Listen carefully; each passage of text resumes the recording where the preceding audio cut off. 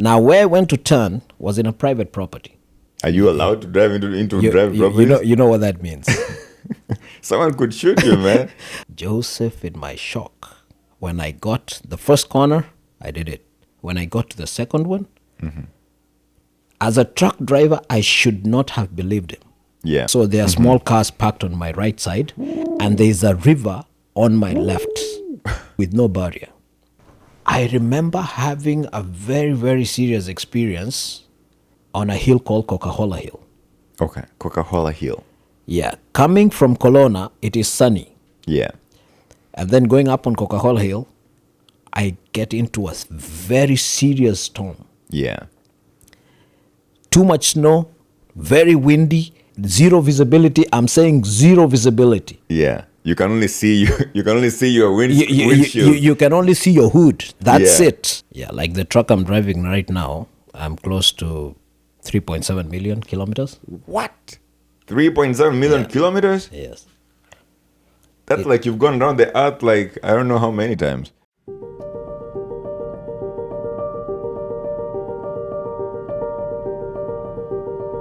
What's up, folks? This is the Couch Connect.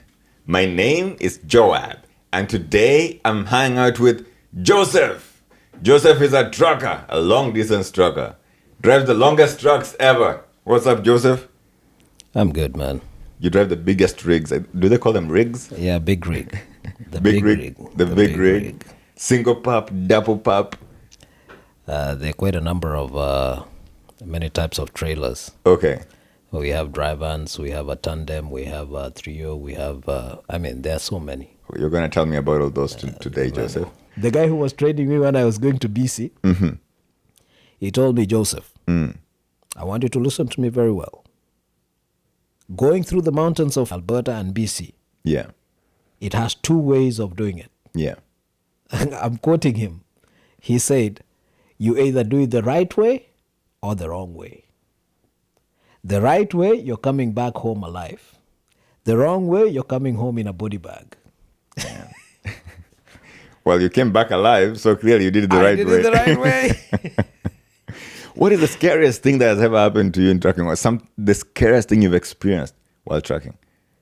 In Winnipeg, I was driving, and then I miscalculated the car ahead of me, the speed, and my speed, and then the lights that were coming. Yeah. And the road was full of ice, not snow. Ice. Ice. Because this is snow that fell over the weekend.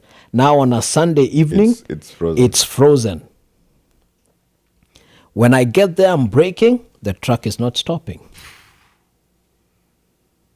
And I'm hard on my brakes. Yeah. You know that sudden puff of a sweat? I was like, I was sweating all of a sudden. But you know, God always keeps watch over us. Yeah. 3 inches from the car. 3. Most of this conversation is going to be about trucking because I want to learn about trucking. I want to learn about, the ways to get into trucking. I want to learn about the bad experiences and the good experiences in trucking. I want us to talk about the different types of trucks, the different types of trailers, as you said earlier on. I don't know if your most favorite brand is what you're driving right now for a truck, but what is your most favorite brand of trucks? I've not driven all of them, but right now I'm driving a KW. That's a Kenworth. Kenworth, yes, I've seen those around. Yeah, a KW W900 is a really nice truck. The one that I've driven most is the one I used to drive to British Columbia. That was a Mark. It was good. But one of my best trucks that I think if I had to own a truck, I would want to have a Peterbilt. Okay. Why is that? They're powerful. It's a smooth ride. It got a wide tire base. It's the fancy ones in the trucks. Yeah, so it's like the Porsche. Yeah, or like the Porsche, like the Lamborghinis. And yeah, it is the okay. So if you're new to the show, folks, this is the Couch Connect. Over here, I hang out with folks like Joseph, and we talk about the science and art in everyday life experiences. So do subscribe to this channel, like the pod, and do share this with your friend. Tell them to tell their friends too.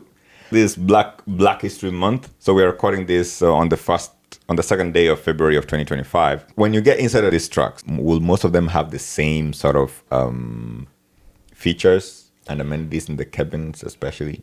Every truck is different. Yeah. So where you would set your television is different from Kenworth and Peterbilt. Yeah. And there are some that you set high up, and there are some that you set right on your sitting level. Yeah. And we have a fridge. You have a space where you put your microwave, a space where you sleep. Of course, a Peterbilt has a wide space where you sleep, and even a Volvo. Yeah. Volvo is also a nice truck. Yeah. But why I'm talking of the Kenworth, these are manual trucks that I drive because they are powerful and they haul very heavy stuff. Okay. Like so all Kenworths are manual? No, not all. Okay. Yeah, there are some that are Automatic. automatic. Yeah. Okay, in all trucks, we have manual and automatic. Okay. We have 18-speed transmissions. We have 13-speed. We have 15-speed. We have 10-speed. Damn. Yes. Those are like, man, so you go through all the 18 gears? Oh, yes. Damn. Is that when you're hauling very heavy stuff, or even like when you're driving hauling, without anything? Even if you're driving without anything, you can use all gears, or rather you can drive it like a 13-speed. If you're empty, you can drive it like a 13-speed. Can you skip some of the gears? Yes, you can. Okay. So, but when you're hauling heavy stuff, it's not advisable to skip gears. Okay. But when we are downshifting, and maybe you really need to stop very fast, because sometimes these people who drive cars, they don't like the trucks. Yeah. So it causes you to change your gears very fast so that you can be in tandem with your speed. Because our gears are normally changed with RPMs. Oh, so you gotta keep your eye on the RPM, or do you just not really. Not really. When you're feel starting, you have to put your eye there. I mean, once in a while, your eye is always on the road. Let me say 90 on the road. Yeah. Maybe 3%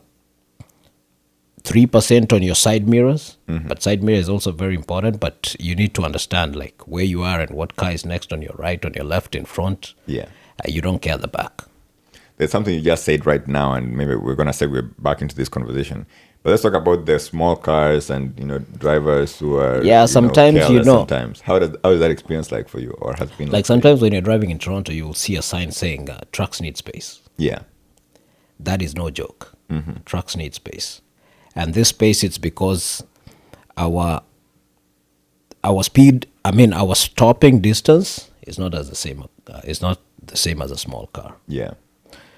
So, like if I'm driving on the highway and then I'm on speed 90, and all of a sudden there's something I need to stop,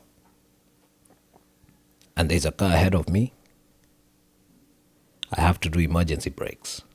Yeah. If I do normal braking, I may not stop if I have heavy stuff on me. Yeah. So sometimes it's scary, but truck drivers in Canada, we are called professional drivers. So that is when you use your professionalism. Yeah. That is when you're like, I need to keep this distance because that driver ahead of me is not going to give me this distance. So you create the distance for yourself so that stopping can be easy for you.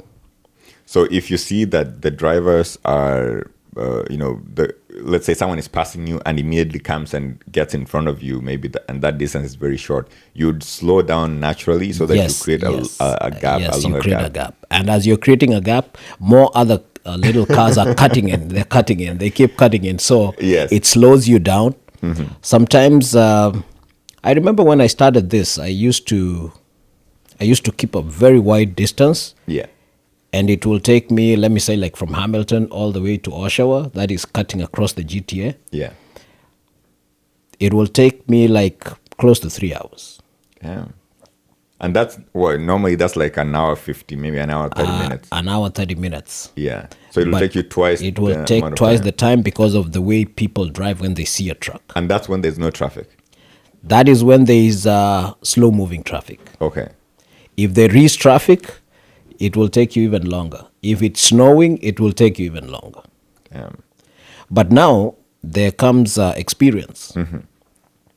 I'm not saying I'm experienced, but After having driven for all these years, man, you must be experienced. But it's okay, no, not to blow your own trumpet. It's fine. there are other guys in the industry, man. They even me, I look at them. I'm like, one day I'll be like that guy. Yeah. I don't know which day that will be, but some other guys, they drive like I would call it a bold driving skill. Some of them I would call a careless driving skill. Some of them I will say they impatience. Yeah. Yeah, people are impatient. Yeah, and these are who are the impatient ones? Like Yeah, small car drivers? we have truck drivers who are impatient. Oh, okay. Yeah. Yeah. But I remember when I was joining trucking, one of the person who was talking to me about the industry, Like your trainer or not a trainer, like an advisor, had sort of, a mentor? Yeah, I just gone to ask him like the procedure of getting into trucking. Yeah. So he asked me, "You want to be a truck driver?" I told him, growing up, I didn't know I would be one, but I want to be a truck driver. And then he asked me again, "Are you serious? You want to be a truck driver?" I told him, "Yeah, I want to be a truck driver." He told me, number one, you've got to be patient. That is key, very, very important. I thought of it because I know myself. I've been a very impatient person in life growing up. So Yeah. until when I got married and got children, it changed me, and I decided, oh man, for sure in life you need to be patient for things to happen. Yeah. Yeah, he also told me that when I get into trucking, I should not look at the money. I was also told that truck drivers make so much money, and when they're driving on the highway, when they see the white lines, the white lines going past them, That is money in the bank. there is money going into the bank. The faster those lines are moving, the faster the money is running into the bank, and the more lines are moving. You would look at it that way, Yeah. but that comes with experience too. Yeah. So if you go into trucking looking at the money and you really want the white lines to go faster, meaning that you want to make more money faster, Yeah. then you might land in problems. Because in Canada, trucking industry is a very regulated industry. Yeah. And it has very many rules and regulations, and there's a lot attached to it. I remember him telling me, if you go looking into the money, you will go get your first paycheck and you'll be off the road. Because the first paycheck is normally not very high. No, Very big. you'll get your first paycheck, you will get to where you're going, and the money will be too good. Oh, now, okay. on your second trip, you will be either in an accident Yeah. or you will start looking for a different job because you have messed up on this other side. You think that, oh, it could be better on the other side. Yeah. So he told me, don't look at the money. Yeah. Go to the industry, drive your truck, get to point start to destination. Now I understand what you mean. That he said that, maybe you may correct my understanding. So what he was trying to tell you is that when the first time you're going to get money, it's going to be a very big paycheck. And then you might make decisions that might mess your next trips. Yes. Okay. Yes. Going back to the trucks and the brands that we talked about. So are there ones that are really long lasting, like they have a very high mileage? They can go like on a very high mileage? Every truck is maintenance. Okay. Yeah, like the truck I'm driving right now, I'm close to 3.7 million kilometers. What? 3.7 million kilometers? Yes. That's like you've gone around the earth like I don't know how many times. That's the one I'm driving right now. 3.7 million kilometers. That truck must have stories of its own, man.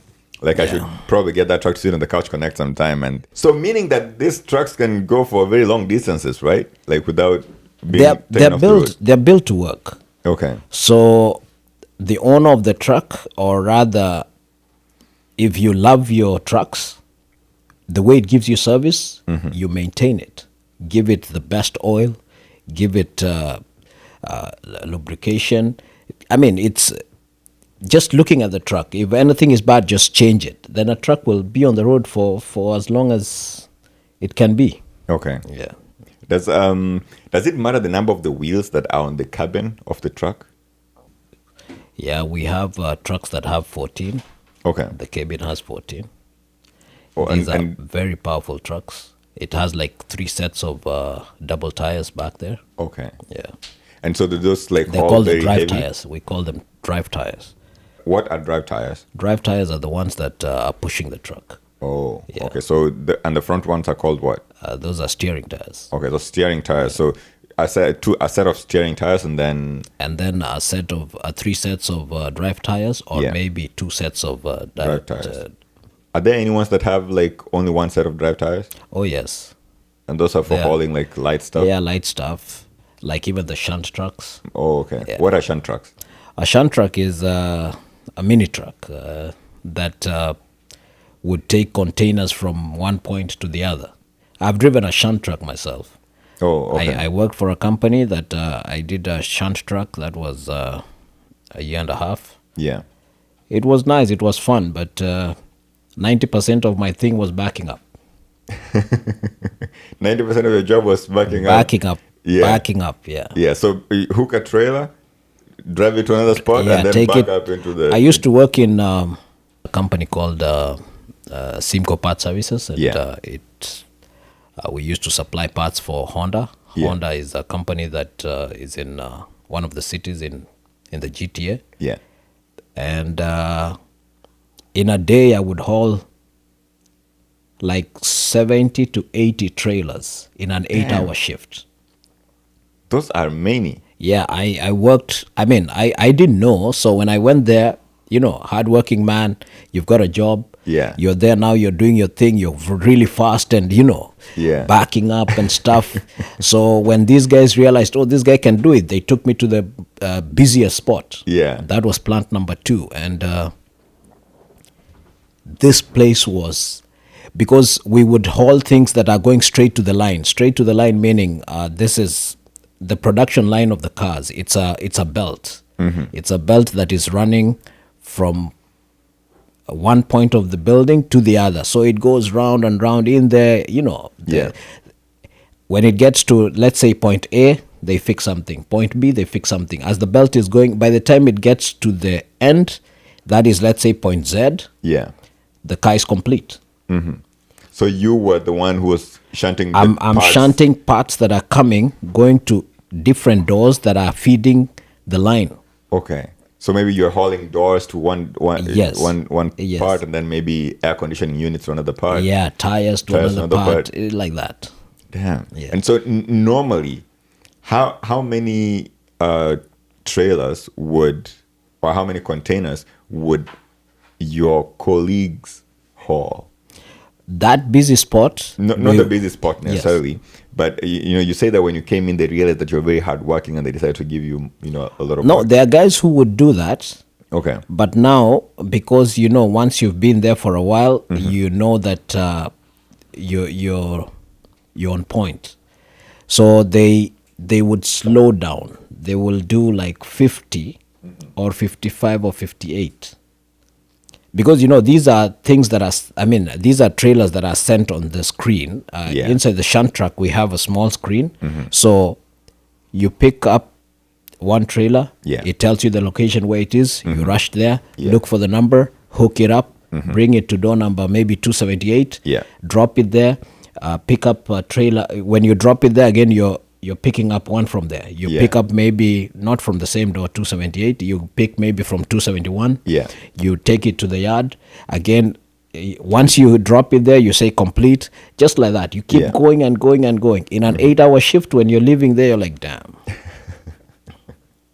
You've been hauling, You've been making cars. yeah. Yeah. And actually, I worked in a spot where I would see the cars coming out of the building. Oh. Complete now, running. Yeah. In a day, plant 2 would make 800 cars in a shift. Damn. So we had 100 cars per hour, basically. probably. Yeah. It's a fast-paced place. So going into details, it's a story of its own. Yeah. Yeah. Damn. But as a shunter out there, No time to, okay, lunchtime is lunchtime, break time is break time. When you're working, you're working. No games, no Yeah. games. Yeah. Because if you slow down even a If little you bit, slow down, you're- they pile up there. Your boss is calling you like, hey, Joseph, what's happening? I can see your screen is full. You guys, what's happening to you? yeah. And you And know, even maybe the cars are not moving now. The cars that are being manufactured are not moving. they will be moving because let me tell you what happens. We take in things that are like 3 hours ahead of time. Oh, I see. Yes. But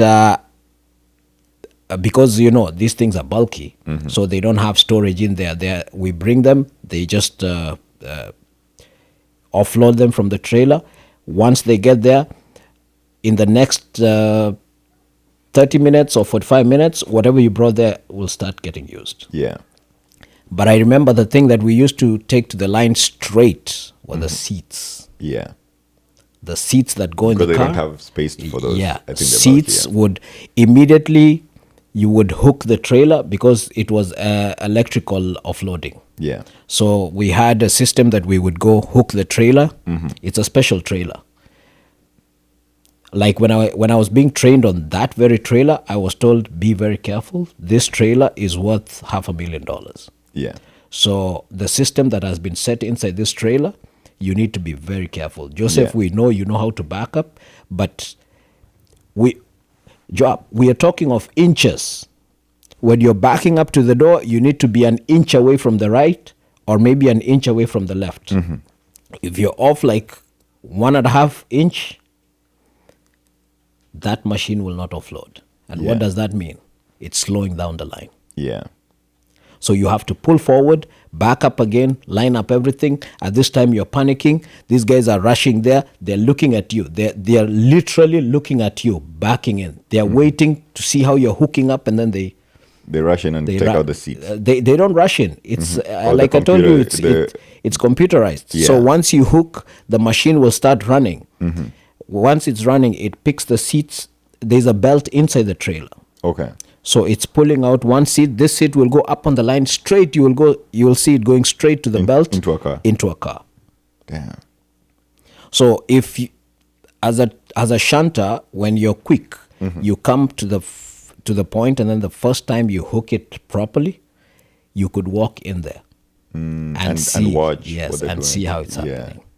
So I did that. At some point, I became really fast. So I would get there. I've hooked it.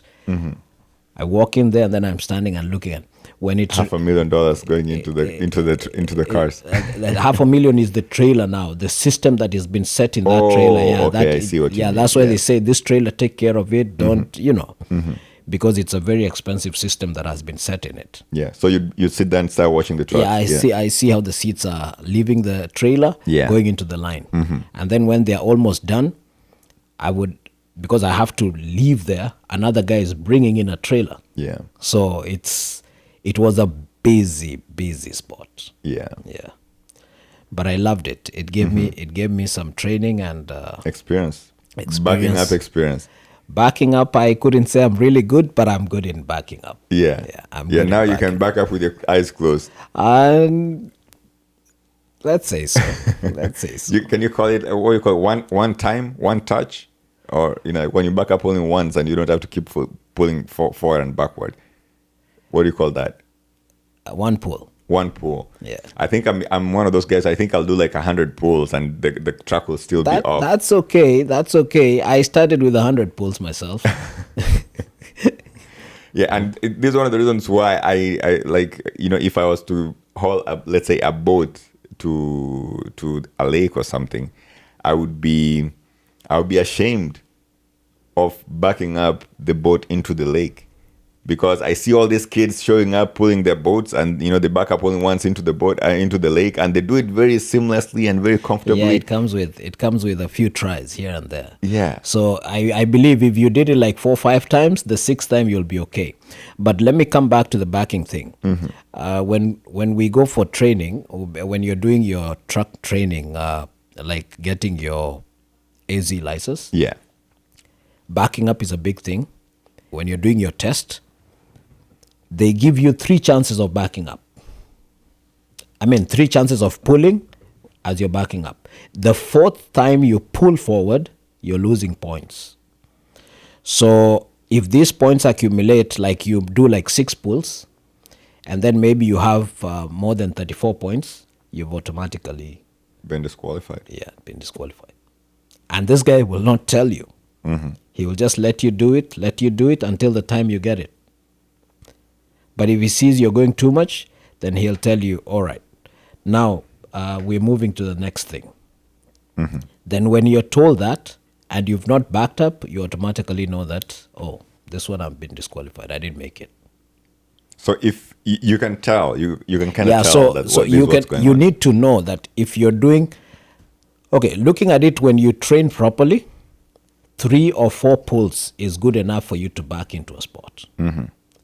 One of the most important thing is the way you align yourself with the spot that you're backing into.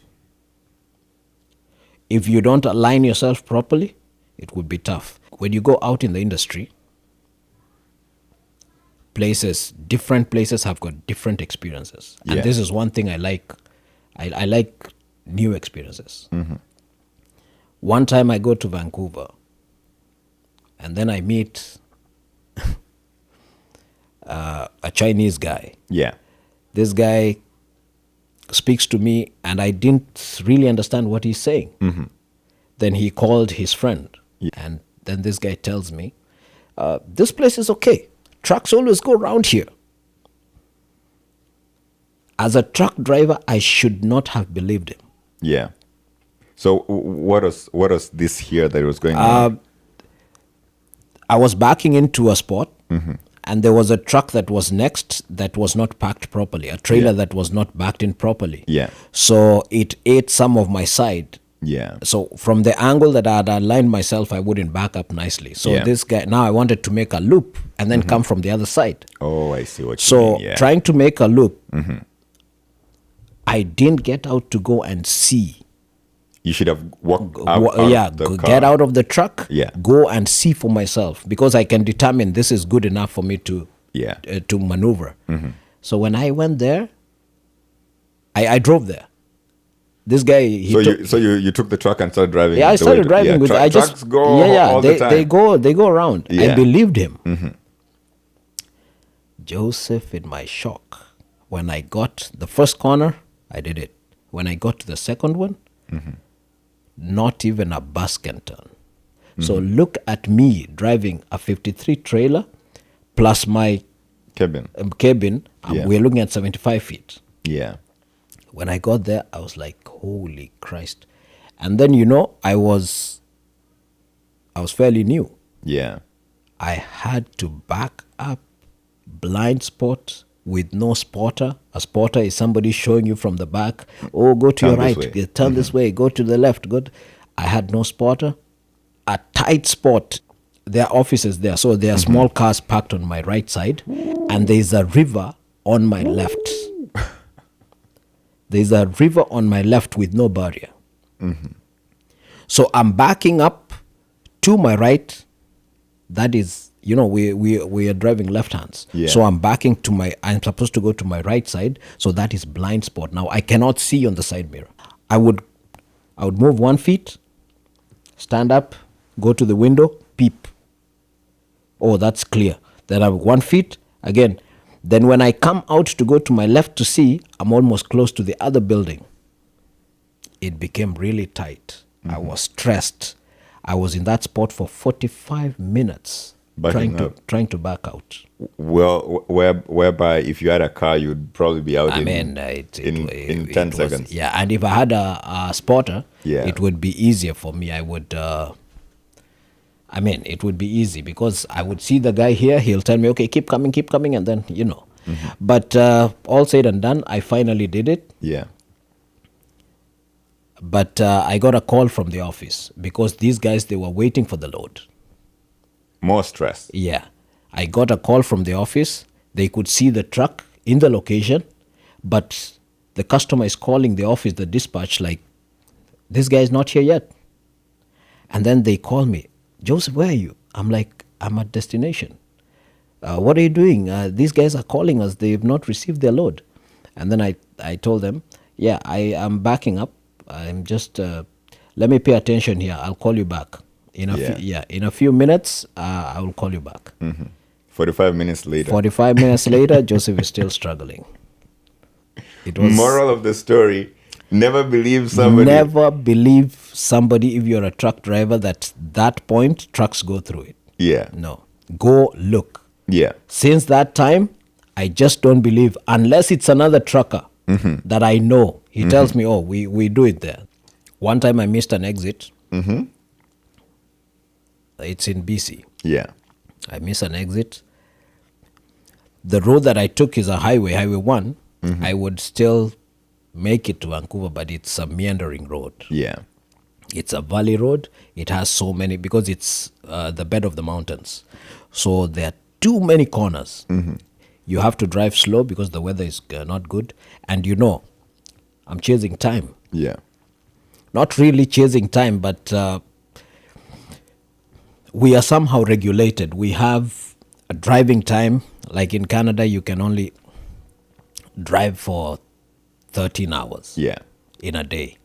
And after that, you have to be off for 8 hours for you to have enough driving time back. Yeah. So now I'm looking at where I'm going and my driving time. So I'm like, if I go on this road, it will slow me down. It will force me to sleep where I had not planned to sleep. Yeah. And in trucking, you have to plan your trip. So I had not planned on going on Highway 1. I went for 17 kilometers to look for a turning spot. Because you missed the exit? Because I missed the exit. Damn. So we're talking of 17 one way and coming back. We're talking about So that's 34. 34 kilometers off. Off your route? Yes. Now, where I went to turn was in a private property. Are you allowed to drive into private property? You know what that means. Someone could shoot you, man. So I look and I'm like, okay, this place looks open and there are trucks in there, so there's enough space for me to turn in there. Yeah. And then I was like, okay, let me go in there. Did you know that these are private property? Yeah, it was. Okay. It was even written private property. Yeah. But it's something I don't do every day. So I'm like, I'll find the owner. I saw someone there. Yeah. But when I drove in, this person didn't come. Nobody came to talk to me. So the ground was icy. So now trying to turn, there is also the trailer shifting. Yeah. Because it's icy. Now you're trying to turn, let's say, on, 3 feet away from the building. Yeah. And then as you're making your turn, a hard turn, it is again swaying away. Yeah. So that is losing the direction, not the direction, the space that you're going to use. Oh, yes, to turn. Yes. To back up. Yeah, because it's sliding. But finally I made it. I turned, and then when I finished turning, the owner comes, and then he's like, you have a delivery for us? Because they had, it's a private property, they had their own business there. They sometimes... they normally receive deliveries. Yeah. So when she asked me, do you have a delivery for us? I said, no, I don't have. And then she's like, then why are you here? I'm like, yeah, I'm sorry, I missed my turn, so I just came in here to turn. And then she's like, are you aware that this is private property? I'm like, yeah, I'm aware. I'm sorry, I missed my exit on Highway 5 and came on Highway 1. So, and then he told me, don't do this. Don't do this. You should have stopped at the road to come and talk. But weren't you scared that they were going to grab a gun and... No, I wasn't scared about that. I mean, Canadian people are good people. That didn't cross my mind. Yeah. But I was afraid that if you damage something, then that's a problem. I want to show you a photo here. Not a photo, but a small video. I want you to tell me what you can remember about it. So have a look.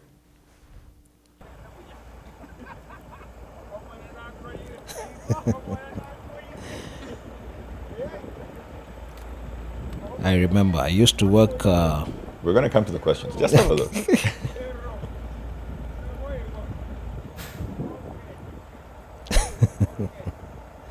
Oh man, the things we've done.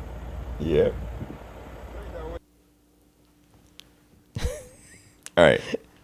Now, having looked at this video, to give context to the video, so the video that Joseph just watched a couple of years ago, and I'd gone to see him because I've known Joseph for a long time. I had gone to flag him off figuratively. So I took a Canadian flag and I literally flagged off the truck as Joseph is leaving for the first time on this new job. To BC. Yeah.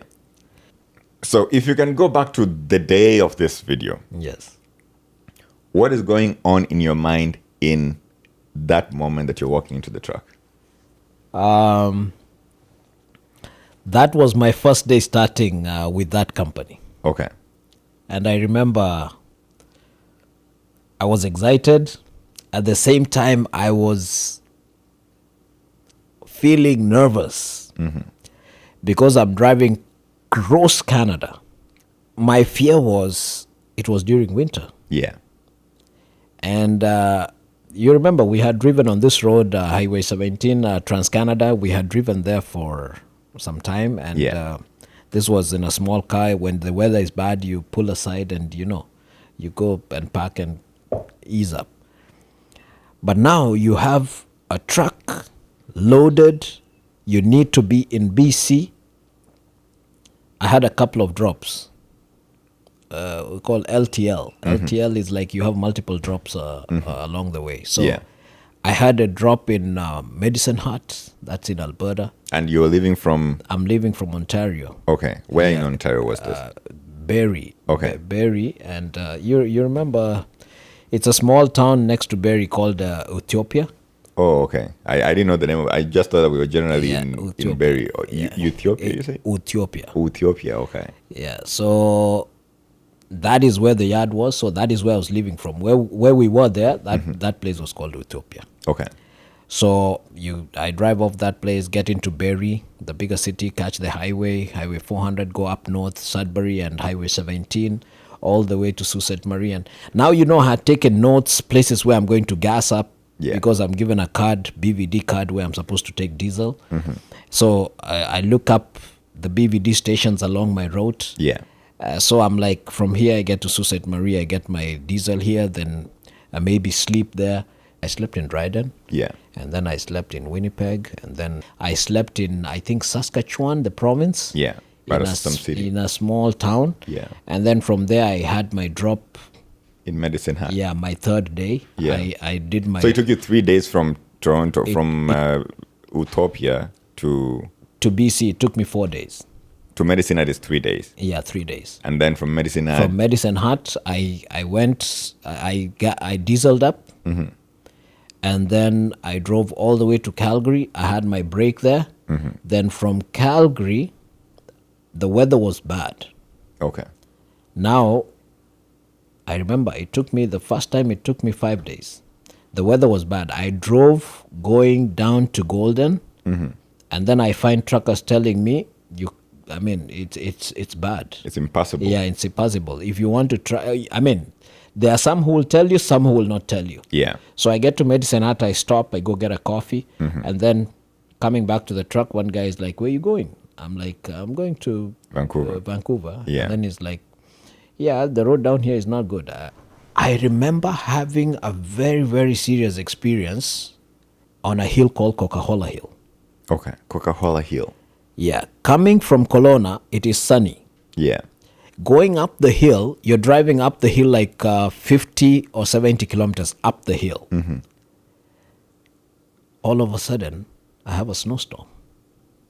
There was sun. There was sun from the bed, from the bed of the mountain. Yeah. And then going up on Coca-Cola Hill, I get into a very serious storm. Yeah. Too much snow, very windy. You No can't see the visibility. road. Zero visibility. I'm saying zero visibility. Yeah. You can only see your windshield. You can only see your hood. That's it. Yeah. My lights are on. I don't even know where I'm going. This is a road, a highway. It's And called you're going up a hill? Yeah, I'm going up the hill. Yeah. But it's let's say grade 2 or 3. Yeah. So it's not very steep. So you can't feel it, but it's a hill. You're Yeah. going up the hill. Yeah. There is no point to stop. We have rest areas, but now you've just come from Kelowna, so you have to get up the mountain to the peak. Then when you start leveling up, you will find a rest area. A rest area is like 2-3 trucks that can stop there. Yeah. And we are advised not to sleep there. They say this is not a sleeping area. You just rest there and maybe, and then proceed downhill now. Yeah. Joseph, I counted my blessings. I spoke to God. I remembered my family. I did all sorts of things. I was like, man, this is my first trip. I felt scared. Let me ask you a question, Joseph. Yes. Why were you doing this? What do you mean why I was doing this? It's a simple question. I mean, there's many other things you will be doing in the world. So why this? Life is full of choices. Yeah. And one of the choices, get out and work. Okay. So whatever you go to do, you would ask a person doing something else other than trucking, why are you doing this? He will tell you, because he loves it. Me, I love driving. I don't mind driving long distance. Yeah. So getting into trucking is not something when I was growing up I thought I would do. But now here we are in Canada, and opportunities come your way. You want to make some money, pay some bills, take care of your family, children and stuff. Then you're like, why not this? I can do this. So taking care of your family, do you think that was a big motivation there? Oh yeah, there is. There is a big motivation that makes me leave my bed every day. Okay. Yeah, I leave my bed every day knowing that I have people looking up to me. We're going to come back to that. Let's go back to the top of Coca-Cola Hill. What? Coca-Cola. Coca-Cola Hill. Yeah, I get to Coca-Cola Hill. Yeah. And then it hits me that I cannot stop. I talk to myself. Normally, I talk to myself. Yeah. I tell myself, Joseph, you can do this. Now, you know what I'm driving with? I'm driving with the road rails because I can't see the road. You can see the road rails. Yeah, I can see the road rails. I'm driving with the road rails and those little reflectors. Yeah. So I'm like, this is where the road is. And right now, I'm in the middle of the road. You're right in the smack Right- in the middle. right in the middle. If another car comes from the other side. No. They have their own. Oh, okay, yeah, I it's not see. a So shared it's- road. yeah, I see. Yeah, it's a highway that is two lane on the Yeah, other side. yeah. So now I'm here where they're supposed to be 2 lanes. I'm right in the middle of the road, driving with the rails. I'm looking at the road. I'm like, I need to do this, but I can do it slow. But Yeah. I just need to do it. I drive up the hill because the moment you stop, your back tires, because a dry van is the trailers you see that are hauling daily stuff. Yeah. So they The don't. normal ones. Yeah, the normal ones. They have two axles in the trailer, so Yeah. they don't take so much weight. Yeah. So now, because you don't have so much weight, if you stop and your drive tires take one rotation on the snow, you're stuck. Why? Because you don't have enough weight on your drive tires. Or the drive tires of the car, the normal drive tires. Yeah, the normal drive tires of the trailer. I mean, Of of the the cabin. of the cabin. Okay. Once they take a turn, Yeah. you're stuck. Okay. So now that is in my mind. I don't have enough weight because I had watched a number of clips. I had spoken to so many truck drivers. This is your first time stuck in a snowstorm? I remember I was coming from shunting. Shunting, I was in a private property just moving within a company. Yeah, even if you're stuck there, you're going to be out in a second. We would get stuck there, but it would be fun. Yeah. But that is not the same as the road. So now it hits me like I shouldn't stop. I shouldn't slow down. So now I give it, that is a driving skill that everybody gets to know, that in the snow, you do not just stop or you don't just brake. So there's, I don't know how other people do it, but for me, I take like a steady speed that will keep the tires rolling and pushing me forward. Yeah. Then all of a sudden, I find a truck stopped in the middle of the road. He's stuck because probably when the storm came, the guy got scared and he was going, and then he stopped. Now his tires are. Stop. Yeah. Then I didn't want to stop. I quickly do an indicator. I go on his left side. I squeeze myself through, praying that he doesn't jump out of the truck to ask for help, because I'm passing right next to his driver's door. Yeah. I drive through, and then he sees me. I go up the hill. When I get up the hill, I still don't want to stop, because there's now, I can see the rest area. Yeah. But you didn't want to stop there. I didn't want to stop there, because the storms on the mountain, Joab, they're bad. They can give you 2 centimeter inch of snow. Yeah. It can change in 10 minutes to 18 inches. Yeah. Can you drive on 18 inches snow? Well, I can't even walk in 18 inches of snow comfortably. So you don't want to do that. That's more up than in the 1 foot of mountain. snow. Yeah. Up in the mountain, you don't want that. Yeah. So you have to keep going. Keep going. That's why they say it's not a sleeping area, because the winds are strong. Yeah. You can have so much snow, you'll wake up frozen. The snow is up to your hood, or maybe your tires are covered. Yeah. So you need plows to, it's a whole different ball game, man.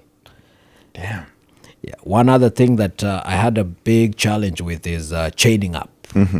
Talk about it, bro. Yeah, tell me about this change. So, and you're doing this on the same day that you are. No. It was a different day now. So there's many different experiences. The one I was telling you was one experience with my first trip. On your first trip. On my first So let's go back to that first trip. So there's one specific question I was asking for that I think you didn't answer quite clearly. So in that moment, when you are getting into the truck, what are you thinking? What is in your mind? It was so simple. It's about me. So the thoughts I had was not about anybody else, not about my boss, not about my family, it's about me. I told God, take me and bring me back. Yeah. That was the ultimate thing in my head. You told God, take me and bring me back. It's not about I have someone's truck bring me back because I need to keep this job. No. Take me and bring me back. Because when you're planning your trip, you can see the number of storms you're going to go through.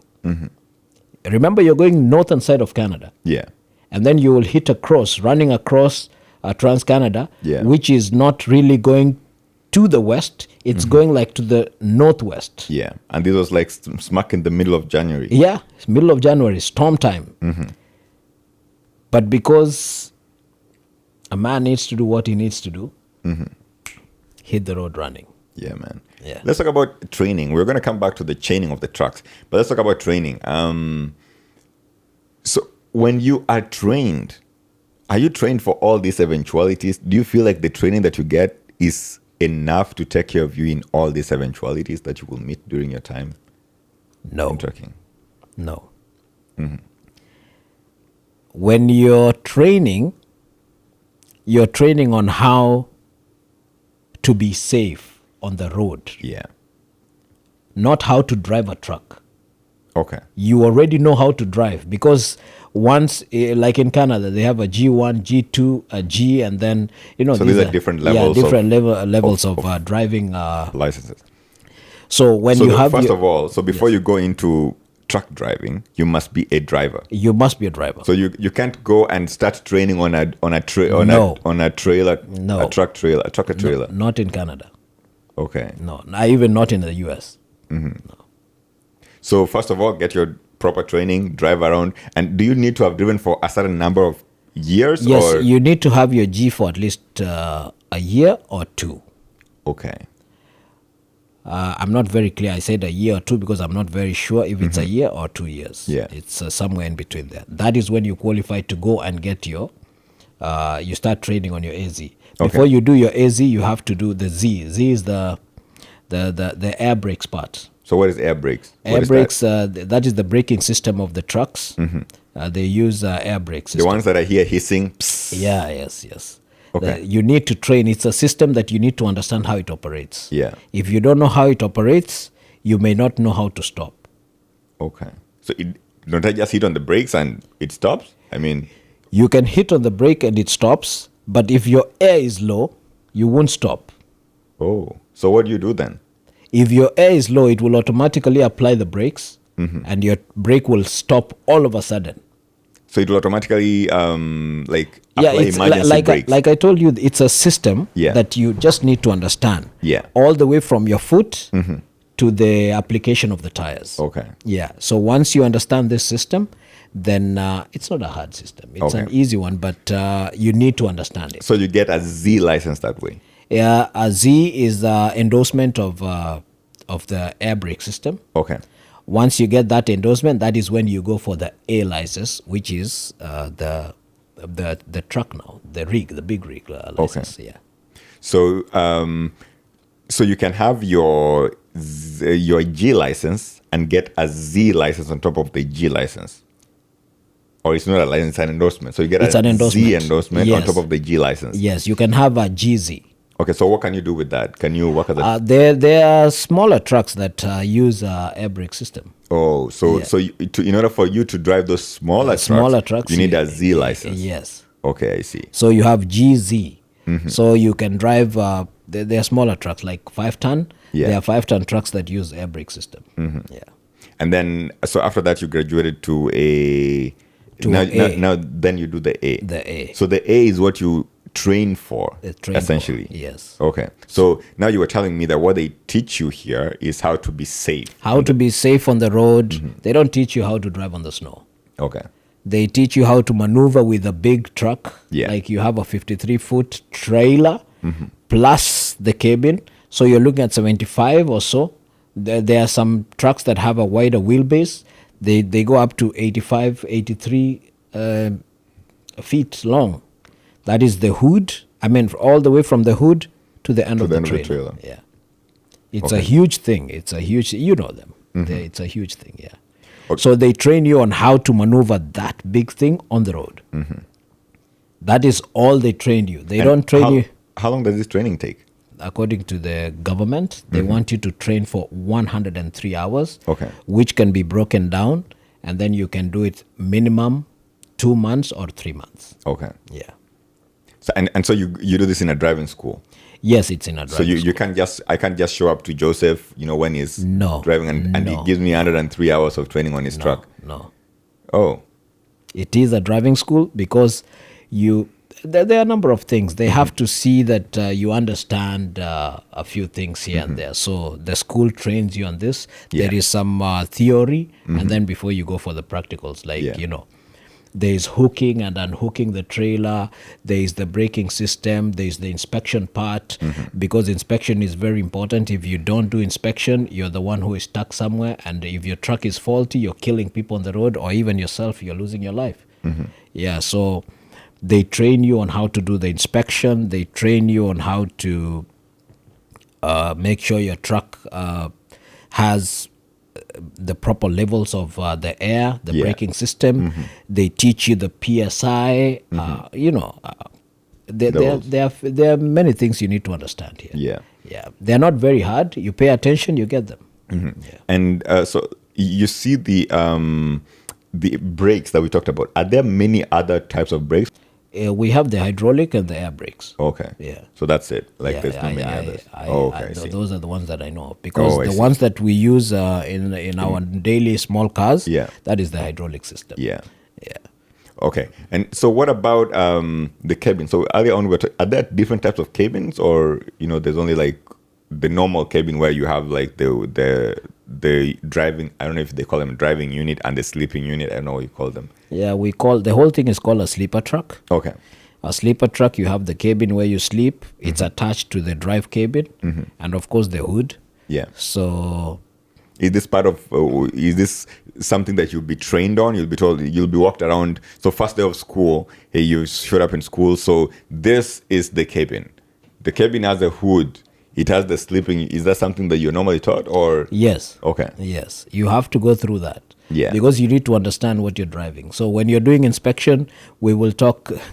I've even forgotten how we used to say it, but I remember doing it very well. What is inspection? What is that? Inspection is now you have to tell yourself, or rather the examiner, that your hood is in place, your side mirrors are in place, they're in working condition, there are no cracks, no damage, the windshield is looking good. So you're basically walking around the truck, yeah. And are you doing both the trailer and the cabin, or just the cabin only? You do both. And so you walk around to check for any damage? Any damages and things that can cause the truck not to function properly, to be safe on the road. Yeah. So it's not like I can just show up in my car the way I normally show up in my car, and I get in, I turn on the car, and off I go. No. Even that is wrong. You're supposed to go around your car, check if your tires are okay. I never do that, man. It is proper. Yeah, it is wrong, actually. Yeah, because if you wake up, just jump outside and you had a slow puncture and you start driving, it means you're stuck at the next stop sign. Yeah. Or maybe you hit the road and then you realize, oh, this guy's not riding well. By the time you're going out, you've spoiled your tire and the rim. In my defense, the tires normally have the TPMS system that can tell me that tire number 4 has a problem. That system is okay. It can tell you that your tires are not properly inflated, but you can still drive with low pressure and it will show. And many people drive because the sensor are in the tires. It tells you if you're setting your sensor, your sensor is set at 32 psi or 35 psi, and it comes to 30. You see, 30 is still drivable. Yeah, you can still drive, but your system will show that one of your tires is not properly inflated. Yeah. I see that, and something else that I think is important. What you just said. I remember an experience that I had. One day I was driving in this city. I was driving a left-hand car in a right-hand drivable city, and so what happened is that the municipal parking guys, they hooked they clamped my wheel. So because in this city, people normally drive on the right, the driver's side is normally on the right-hand side of the car. They hook the right wheel, the right front wheel of the car. So they clamped that wheel. And so when I just came and, jumped into the car. It was a left-hand drive car, so I jumped into the car and I was ready to drive off. Only to notice the car in front of me clamped as well. So when that car was clamped, and then I saw people looking at me, I was like, it is possible that maybe I'm hooked too. I'd actually started laughing at the guy in front of me. That guy was clamped, Then only to walk around and find that there was a clamp on my tire too. And I couldn't leave, and so I had to deal with the parking. So I think it's also important that, we walk around the cars. It is important to walk around your car. Yeah. Many people don't do it, but it is very important. For me, I've always done this even before I got into trucking. Yeah. I just want to know, are my tires good? I mean, I'm not saying it because of anything, but I always went around my tires. Yeah. I remember back home tires could be expensive, so you're buying a second-hand tire. Yeah. So when you're buying a second-hand tire, you don't know if it could have a slow puncture. So if you have a second-hand tire, it is good that you just go and see, the tire I fixed yesterday evening, is it okay? Just to be sure. Yeah. But now in trucking, we don't have a system that tells you that your tire is inflated or, deflated. Yeah. So you got to check it. So you physically, we go with a hammer. Oh. Yeah, we go with a hammer, banging each tire, and you know how your tire bounces. How the hammer bounces when the tire is properly inflated. So that is a skill that you... Yeah. The bouncing is a skill. You'll get to know. Yeah. Because a tire that is properly inflated, there is a way it bounces. And if it's deflated, then you know how it will sound. Yeah. Yeah. So... Okay. So... how about the types of trailers? So we talked about you were telling me earlier when inside the show, you're talking about the double pups and the single pups. I don't know what those are, by the way. It's something that I just learned from you a couple of days ago. Yeah, double pups are, we have two little trailers that are trailing one another. Okay. Yeah, once you're hauling them, but they are trailing one another. So it's not one single trailer. So sometimes they call them a B train. Okay. Yeah, B train. So normally the trucks that I see hauling more than one trailer are hauling smaller trailers. So it's not the same. Not smaller. I understand your question. Okay. There are trucks you see hauling 53 trailers, 2 of them. I would say it comes with experience. Yeah. And also there's some sort of special training you're given to haul two, because I mean you're basically a small train on the road. And so that is not a double pup. That's not a double pup. Okay, I It's see. called a B train. And so what is a single pup? They don't say is there anything single, like that? Single pup. No, we don't have single pup, but it's a. Look at me feeling so important knowing all these terms, man. A pup is a term that is used in the trucking industry. Okay. But now these trailers, they are. Okay, I don't want to go into trailers because there are many types of trailers and they are different sizes. Yeah. So once these, let's say, 20 feet trailers are hooked together, one is trailing the other, those ones are called double pups. But now the 53 feet trailers, Yeah. when they're trailing one another, they call them a B train. There is also one which is 30 feet. There are two, 30 feet. Yeah. Those ones are also called B train. Oh, I see. Yeah, so there are There's a bunch of those over a bunch there. of things there. Yeah. Okay. And what about the straight one? Is that a type of a trailer too? You know, the one that doesn't have a covering.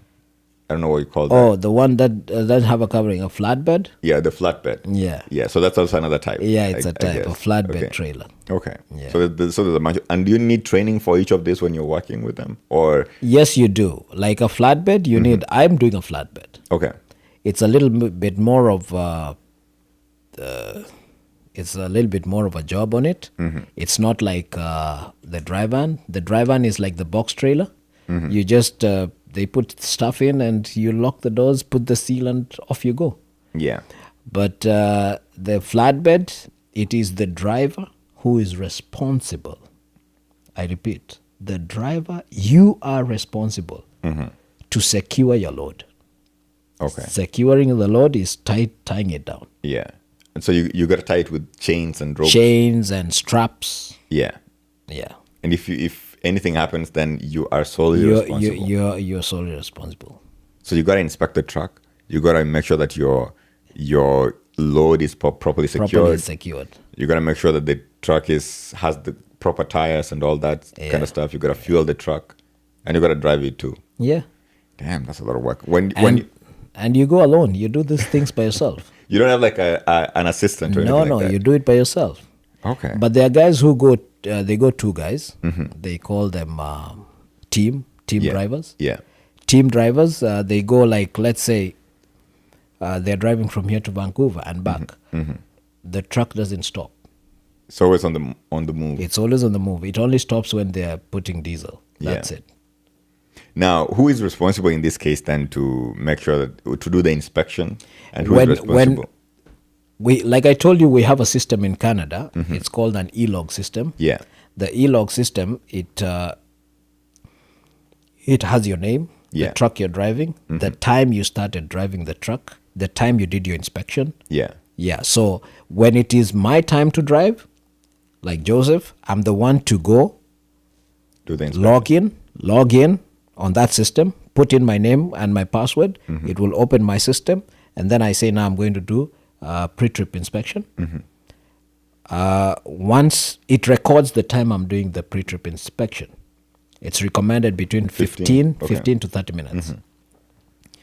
So it records, if it's 8 in the morning you're starting, you do your PTI, the pre-trip inspection, and then once you're done, you will now go into your driving mode. Once you start driving, you hit the speed more than 5 kilometers per hour, then it immediately switches into driving mode. Okay. So if I stop somewhere, maybe at a stop sign, it will not switch to on duty, not driving. But if you stop there for more than 5 minutes, it will switch to on duty. You're on duty, but you're not driving. Yeah. So it saves your driving time because driving time is only used when you're driving. Yeah. So it's a system that is set in a way, if you're two guys, each has their own logins. Yeah. So when I'm driving, it's Joseph. It shows Joseph is driving between this time and this time. Yeah. He stopped here, and then when you're going to diesel, you will put. I stopped because I was fueling. Yeah. I stopped because I was doing my PTI. I stopped because I was taking a break. Yeah. It has all these things. You click and say All these options. Yeah. Yeah. So the other guy, the same thing. So a B train. I mean, not a B train. A teamwork will go with two drivers with two different login systems. Yeah. So let's go back to BC. Yes. Damn, man. You are very informative, actually, Joseph. I mean, all this information you're giving me over here and you're probably giving the folks in the Couch Connect is very important, and hopefully it's going to help somebody who wants to go into tracking. I feel that I'm not even giving you so much because it's a junk of things. Yeah. It's a junk of we need so much time to talk on one and talk on the other. Yeah. It's so many. So I would start telling you this, then I will jump and start telling you because it's a whole A lot of stuff. Yeah, a lot of stuff. Yeah. So first, I think you first wanted to finish off on the on the trailer thing. Yeah, like myself, I'm hauling steel. I'm hauling steel, very heavy stuff. Yeah. And if you call me while I'm tightening or securing my load, I don't pick up because I pay so much attention. You don't want a coil as heavy as 50,000 pounds getting off the truck, bro. That's going to flatten all the cars behind you. You don't want that. Don't think of flattening. Think of yourself going to prison because someone will die. Yeah. Yeah. Damn. When you think of it like that, then you will pay attention. I've trained a few people. So my boss tells me, Joseph, you're going to train this guy. So I go with someone, I train them not how to drive. I'm training them on how to secure a load on a flatbed. That's all you're doing. That's all I'm training you because you know how to drive. You know best how you do your thing on the road. Yeah. Me, I'm showing you how best you can secure your load to keep it tight up on the trailer, safe. And of course, we do some math there. You have to balance your weight because you can't take a 50,000 pound coil and put it towards the front. You'll have too much weight in the front. That's why I told you it's a regulated industry. You will go to the scale, and if you have too much weight on your drive tires, you're pulled aside. Yeah. The MTO, Ministry of Transport, will not let you go. Yeah. You're getting a big ticket of not properly loading your trailer. You're getting a big ticket of driving an unstable trailer. And if your load is not secured properly, that's a ticket too. Yeah. I mean, it's like I told you, it's so many things. So I was telling you, like when I'm hauling steel, I pay serious attention on securing my load. Yeah. Very serious attention because I know it is about the driver. So when I go to the scale, my weight is balanced, my load is properly secured, my truck is inspected well, everything is functioning well. I'm not afraid of the scale. When I see the scales light on, I'm never afraid of them. Because everything is okay. But when you know at the back of your mind, oh, there's something that is not very right, you're praying. Praying. No scale lights are on. Yeah, no scale lights turn on. Because once they turn on, you have to pull into the scale. Yeah, and so to give context here, because I think I've gone on a trip with you. So full context here, I once went on a trip with this guy just to get the experience of trucking. And so when he says that scale lights are on, is I think on the road that there's inspection centers, which is what you're calling scales. And when those lights are on, I think that's when when they're flashing. Yeah, it tells you like a kilometer or two before you get to the scale, like scale is coming up, and they've written there if lights are flashing, you have to pull into the scale. Yeah. Have you ever had an experience where you pulled in? I've pulled in. I've pulled in. But I remember going to BC. I would go on a trip and no scale will be open across Canada. Yeah. No scale. I'll be like, "When this is good," because different provinces, they have different ways of doing stuff. Yeah. So when I'm in Ontario, I feel home because my truck is Ontario. Yeah. Registered in Ontario. Now, if you're in Manitoba, Saskatchewan, Alberta, British Columbia, they have different rules. So even speed limits are different. Yeah. And so you got to watch out for those. So there are things you have to watch out for. So I remember there is one scale I went for full inspection. Full inspection. I'm saying that. So what is a full inspection? They opened up my hood. We checked all the tires. Oil. He checked my levels of fluid levels. Yeah, the oil and the washer fluid. He checked if my wipers were working. He checked if my highway horn is working. The one we... So there's different horns in a truck? Yeah, we have two horns. We have a city horn and a highway horn. Okay, so you can't pull a highway horn or in the city. In the city. If you pull it in the city and you find an MTO guy, he can give you a ticket because the highway horn is very loud. So I see you doing this. So for those who are listening and can't see this, Joseph is pulling his hand in the air like he's pulling something from the sky. But most of the horns are up here. Most of them are down here, so up here. Yeah. So nothing is probably pressable. The pressable one is the city horn. Yeah. It's on the steering wheel. It's on the steering wheel, or maybe on one of the the indicators. Yeah, the horn could be there. Okay. Now let's go back to BC. You're telling me about chaining. Oh. Yeah. Chaining is no fun. It's no fun. Nobody wants to do it, but you have to do it. What is chaining? We have chains that we normally... Okay, these provinces, there are some provinces like BC and Alberta. You need... Part of inspection, you need to have chains. There are chains that you put on your tires. Yeah. To help you in the snow. Okay. But sometimes there are provinces that argue that those chains, they spoil the road. Oh, I see. Yes. So they don't want them on their roads. They don't want them on the roads. Is Ontario one of those provinces? Maybe? Ontario, northern side of Ontario, they do chains. Okay. Because there is a lot of snow. But in southern Ontario, you don't need them. In southern Ontario, you don't need them. Okay. Yeah.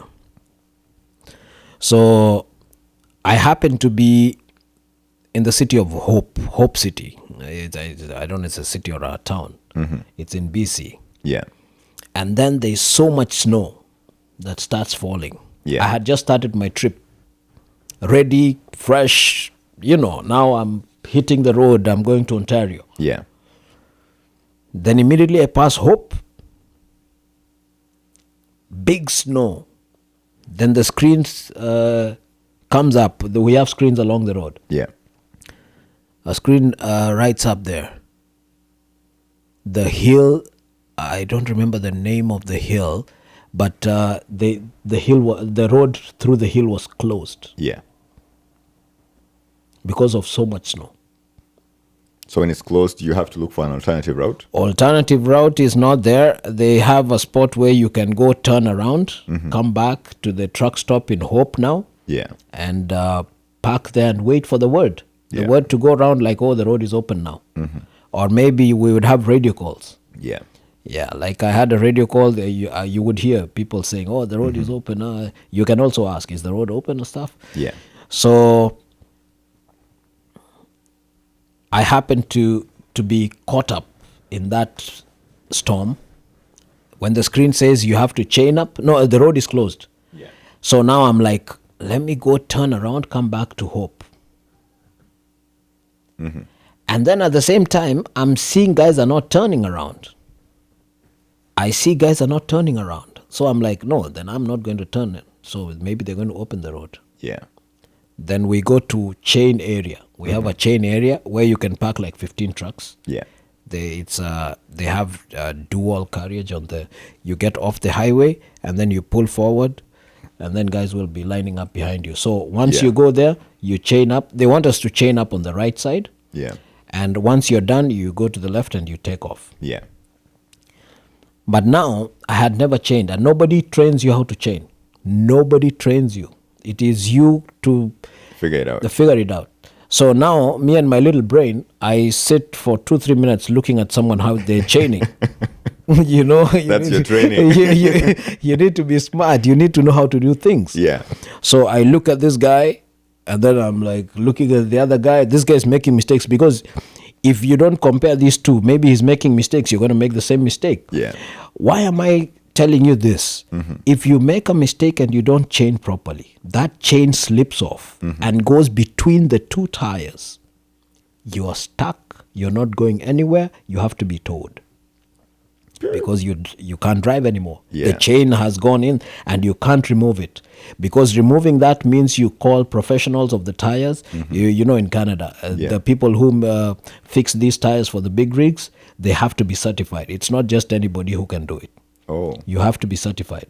So, I can't just, learn how to do tires on my car. Like, I can do tires on my car normally. Yeah, on your car is okay. So I can't just do, with my experience doing tires on my car, I can't just start doing tires on the truck. big rigs. No. So here, you will have to show that you understand how to do a tire, then you're certified. Yeah. So now, if you're stuck up the hill, the chain is stuck, you're calling someone up the hill, a professional, to come and do your tires. They have to remove the tires, remove the chain, because that would be cheaper than towing the truck from there with the trailer. Yeah. Towing from up the hill, it's Crazy expensive. You'll be like, why did I even do this? So, like I told you, this once I mentioned something, many other things I want to tell you. Many other ideas come up. I want to tell you many other things, Yeah. like how the tow truck, they talk so nice before they get to you, and when they get to you, they're like, he's now cursing and he's like, what? Now he makes it look like you've messed the whole world. Yeah, you've messed the whole world. You're in a bad spot. He cannot back up there to tow you out. So when he makes it look crazy, and then this is going to be a fat bill. And so do you pay them right there? Or the company will deal with that? No, they have to take a credit card, put it in the system, and check if you have, they have to have approximate. Like if they're towing you, they have per kilometer, charges per kilometer, and they have a flat rate for just showing up. Yeah. And of course, depending on what he's coming to do there. If he has to just pull you off the ditch, there's a rate for that. If it is hooking you up and lifting you up and towing you with your trailer that is loaded, because he will ask you, are you loaded? Are you empty? So such kind of things, So all these things are accumulating to your bill. Yeah. So once you give your credit card, they hold the amount, and then they run it after the deal is done. Since you've already given the money. Yeah, you've given your card number, so they check, like, if they're going to charge you $4,000 for the whole thing, $4,000 we're talking of, and they see, your card has this money, then they tell you, okay, now we will do this service. After the service is done, they run the card. They charge you $4,000 plus tax. Yeah. So you're looking at a big crack on your card. Yeah, I didn't tell you about how I chained. Okay, give me a minute. Okay. So now when I look at this guy, how he's doing it, and the other guy, how he's doing it, I realize this guy is doing different from the other guy, the way he did it. Yeah. But again, being a little bit more keen, I realize his chains are different from that other guy's chain. So I'm like, maybe he did the right thing too. So now I'm confused. Now I go out to look at my chains. Yeah. Do they look like any of the guys? Yeah, they look like this other guy's chains. Yeah. But now they're heavy. Are they normally heavy? Yeah, they are heavy because they are chains that are hooked together in a way, so you have to lift it, and they are heavy, but not heavy that you can't lift. Yeah. But you need to be prepared that this thing is heavy, so you lift it up and you put it down there, you open up, you spread it down the way you're putting it on the tire. The hooking part is the most important. When you hook, it needs to lock. If it doesn't lock, the moment you do, it's going in between the tires. It snaps and it goes in between the tires. Yeah. And so did you learn to do it then did you do it eventually then? I did it that day, but I don't want to do that thing again. Never. I don't want to chain again. Because I had an option. Turn around, go to Hope. And wait. Go to the parking spot and wait. They clear the road after 2-3 days, then you go. Yeah. 2-3 days? Oh yes, it can take 2-3 days. Damn. Yeah. So if you chain your tires, then can you just go at their place that you can't go even with chained tires? If you're going up the hill and it's snowing, you need chains. That is by law. Okay. It is not. It is not an advice that Yeah. oh please do your chains. No. Yeah. It's by law. If there is snow and you're going and the sign comes up, please chain up. You got to chain You up. got to chain up. Or to go back to Turn a rest around area. and go back to the truck stop. Yeah. If an MTO guy finds you with no chain and they had said chain up, You're in trouble. you're looking at a big ticket. Would you have prison time too, or jail time for such a mistake? No, it comes with a ticket. Life is full of challenges. Yeah. I do agree with you, man. There's something you say that you normally wait for. Sometimes you can wait for up to 4 days for snow to clear up. And earlier on, you told me that it took you 5 days to get to BC. So I'm thinking it takes you 5 days to get to BC. You get 4 days, where stuff is closed up, and it takes you another 5 days to come back to Toronto. So that's a total of about 14 days. That's 2 weeks you've been on the road, or Yes. even longer than that. Yes. Isn't it hard being away from home for these long periods of time? It is hard. Simple. It is hard. But now, this is one of the reasons I stopped going to British Columbia. Okay. Because I have young kids and I have a wife. You need to be around to see how these people are growing and how they're behaving. So I don't want to come after 14 days and then my son's behavior is different. I don't understand why is he behaving like this. Yeah. But it's just because I was away. So I decided, but let me tell you, the money part was very good. Yeah. The money part was very good. Yeah. The money part, going to BC, the money part was nice. When you get your paycheck, you're smiling back home, you're happy. But now when you look at the money and you look at your family and you've been away, leaving home, I would be excited. My wife will pack me food and stuff and remind me also to tell you about the 14 days, how much food you need to be having. Okay. My wife will pack me food and stuff, make me some chapati and cook me some ugali and stuff, put things here and there, and then I'm leaving excited, happy. No, you can tell me right now how much food you need. So first of all, so you're not eating. I thought that when you're driving off, you're eating in truck stops. There's probably food in truck stops and stuff like that you can buy in restaurants. You can be eating. There are restaurants along the way, truck stops. There's a lot of food. I mean, there's a lot of food. You won't be hungry. You can go with no food, just your credit card that is in good shape, and you're eating all the way. Or maybe if you don't use a credit card, your debit card, or rather cash. So you can eat. But remember, these are truck stops. Yeah. These are foods that maybe may not run well with your stomach. Yeah. And look at it. You're driving a truck and you're having a bad stomach. You don't want this. Yeah. Do you have toilets inside the truck? No. Okay. Okay. There are some trucks I've seen on YouTube. They have, but they're more expensive. I don't think those who are in the trucking industry want to do that. Like, why would you buy a truck for $500,000 to give it to a driver to drive to BC just because he has a toilet in it? No. Your reasoning makes sense. Yeah. So you don't want to spend so much money to buy a truck that is equipped with a washroom and a shower area, and you're just transporting maybe things, and there are truck stops along the way where you can get these rest areas. And there are rest areas along the way, showers in truck stops. Yeah. Like I told you, there are so many things I would want to be telling you. You stop in a truck stop, there's a washroom, there's a shower. Washroom is free, shower you pay. But now, if you take diesel, the shower is free. Okay. But if I stop where I'm not taking diesel and I want to shower, I have to pay. So how much food did your wife pack for you? You told me to ask you that specific question. You need reasonable amount of food. Reasonable means you judge your trip.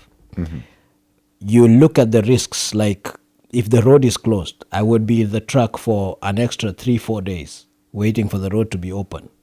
Sometimes it's not specifically 3-4 days. They try to do it faster, but now look at if there is an accident up the hill. Or like a landslide and the road is cut off. Yes. So we would have a landslide of the snows, Avalanche. the I think it's called. avalanche, yeah. The avalanche closing the road, that one you will stay there for 4 or 5 days. Or maybe you're told alternative route. Yeah. Yeah. Alternative route is always further. Yeah. Like you're more kilometers. Yeah. Yeah. I've taken alternative route. Yeah. I went through a small village and it wasn't fun either, but I had to do it Yeah. because there was an avalanche. And they told, okay, they don't tell you. At the truck stop, when you're talking to people, they will get to tell you, those who are more experienced, how to know that an avalanche is about to happen. How do you know that one is supposed to happen? Do you remember? They from back here, you will see little humps of snows falling. Little humps of snows falling, like a snowball falling on the road. Yeah. But now once it hits the road, it doesn't stay. Spreads. Yeah, it spreads, so Yeah. you can go through. If you see those balls coming, then it means there are places that are prone. They are prone to avalanche. Yeah. So they are built in a way. They are built in a way that when an avalanche happens, it doesn't come on the road. It goes over the bridge. So you're going through a tunnel. It goes over the bridge and it slides all the way down to the bed of the Mountain. Yeah. Damn.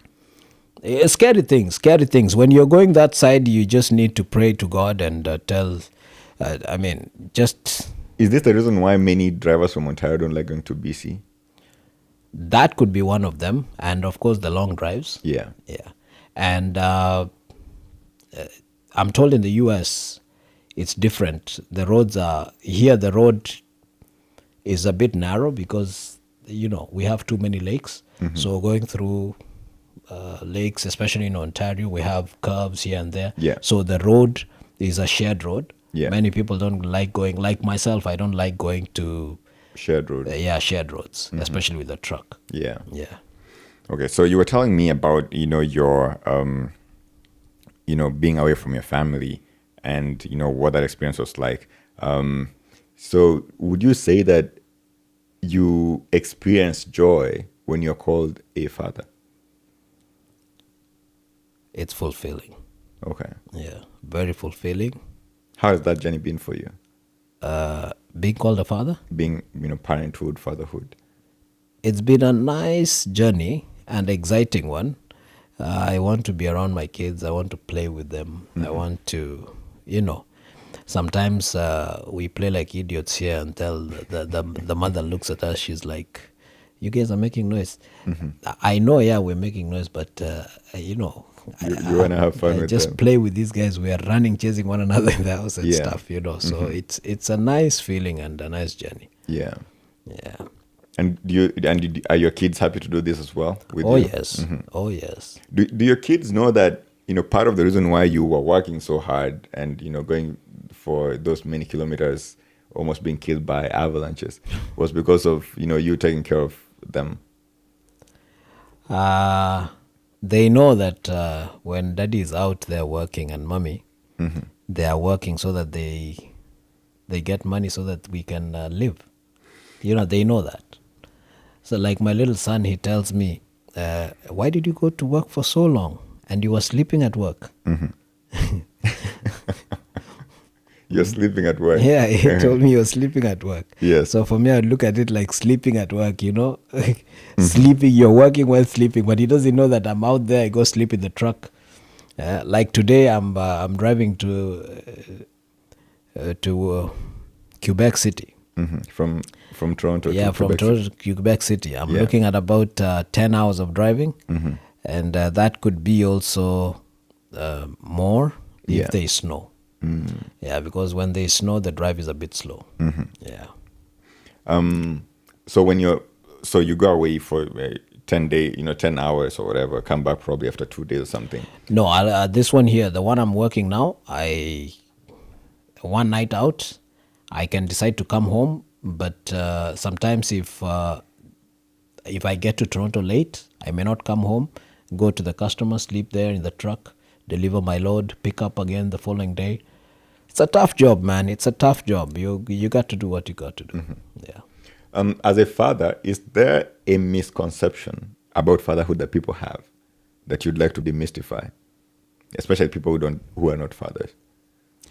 People are afraid of being a father. Like I would speak for myself. I'm not afraid of being a father or responsibilities. But nowadays, you look at the generations that are growing, young people now, most of them, they're afraid of responsibilities, leave alone family responsibilities. Yeah. They're afraid of their own responsibilities. Yeah. So people think that being a father is you need to be a genius, you need to have so much money in the bank for you to. No, it's not this.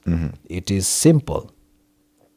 Every little thing you do in a day contributes to your happiness Yeah. and your livelihood within the family setting. Yeah.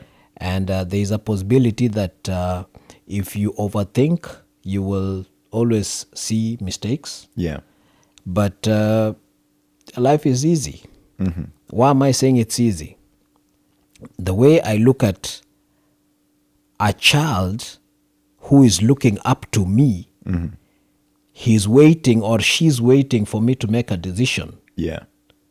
So me making a decision is not based on how this kid wants. It's based on what will make us comfortable. Yeah. True. Where can we live that we are comfortable? It's not me to decide with the kid or with my children that where are we going to live, what are we going to eat. No, Yeah. it's me to make. That's why I'm saying it's easy. I am independent, I am sober, I am not drunk, I am thinking straight.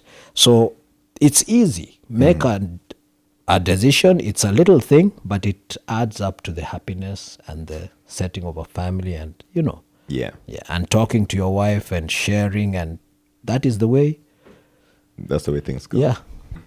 So your kids, do you get to teach them to be resilient like you are, to be respectful? I don't know if you're respectful. I would imagine that you are. So how do you get to teach them, resilience, respect, kindness, and those sort of values? Why would you think I'm not respectful? I mean, I don't know you like that to know if you're respectful or not. I'm only saying, I think you are respectful though. Fair enough. Yeah, I teach my kids, we're in a foreign country, and when we came here, I realized that there are many values that are different from Africa and here, North America. Yeah. So there are things I try to tell them that will make them fit in this society as a colored child. Yeah. So it becomes an issue that when a kid starts questioning, like my son, once he asked, why am I not like the other kids? And to us, it opened up a whole bag of bees. We had to think through, talk to him, tell him why he's different. He's not different because he chose to be different. We are here because it is a part of the world where we can also be. And when he said different, what did he mean? He meant that his skin color was different from other kids. Okay. So he asked it in a way that would make a parent think twice, because me as a child, I've experienced racism as a child when I was growing up. I would be called names. Yeah. I was in a class. I was the only black kid. That is back in the day when we were in India. You're called names that you don't understand why, and our parents never talked it through. They didn't take us through this to understand that we are different because we came from Africa and stuff, and now Yeah. we're schooling here. Now you're starting your school here and stuff. So it wouldn't be good. So when I came to Canada and I went to Alberta, and then somebody asked me, "Why are you guys here?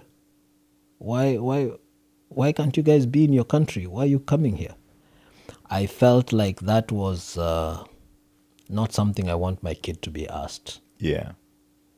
So that was one of the triggers moving from Alberta back to Ontario.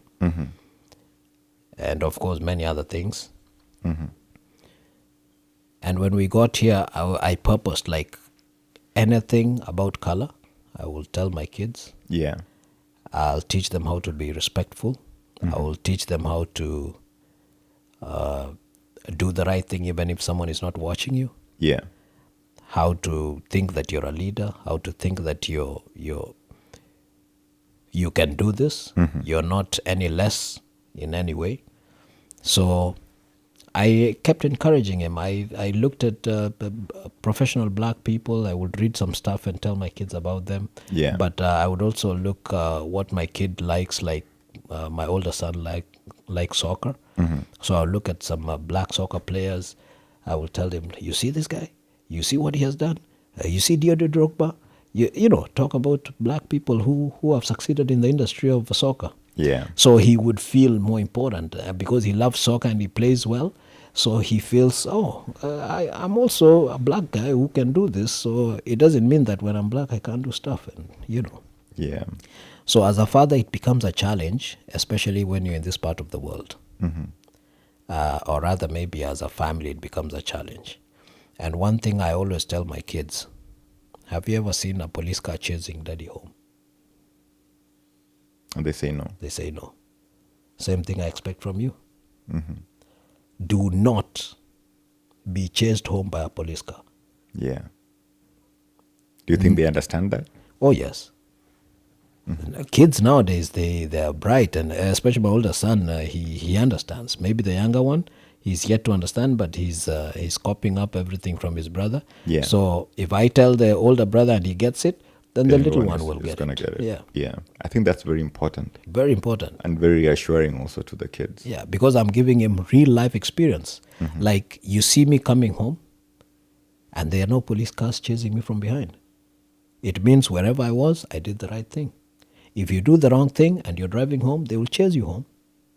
They will knock at our door. They will be asking, where is so-and-so?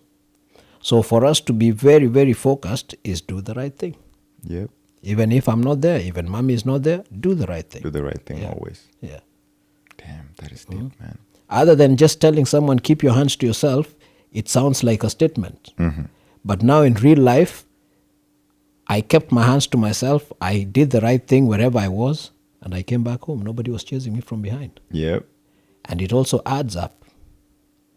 We need to talk about it. Being a black kid, you just need to do the right thing because you stand out. Yeah. You stand out. When you do the wrong thing, Yeah, you stand out. stand out. Somebody will see you're different. Of course, yeah, we are different. People are not the same. Even if we are not the same, even in stature, even in height, and people are different. So now you're different even from color. Yeah. So now you will definitely stand out. So if you're doing the wrong thing, they will now refer you like, oh, the black kid. Oh, the black guy. Oh, the black. Now it becomes like an insult. Yeah. But if they say, oh, the black kid made a score, Yeah. it's not an insult. I'm dark. I'm black if I compare myself to, you know. Yep. So I try, as a father, it pains me that